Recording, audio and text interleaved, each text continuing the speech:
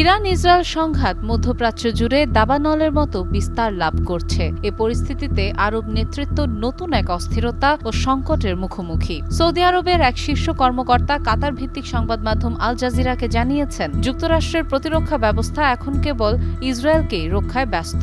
উপসাগরীয় আরব দেশগুলোর নিরাপত্তা নিয়ে ওয়াশিংটনের ভ্রুক্ষেপ নেই বলেও অভিযোগ তাদের। উপসাগরীয় অঞ্চলের একাধিক দেশে মার্কিন সামরিক ঘাঁটি রয়েছে, ফলে ইরানের পাল্টা হামলায় নিজেদের নিরাপত্তা নিয়ে উদ্বেগ বাড়ছে রিয়াদের। তাদের ভাষ্য, আরবদের ফেলে ইসরায়েলকে বাঁচাতেই মরিয়া আমেরিকা।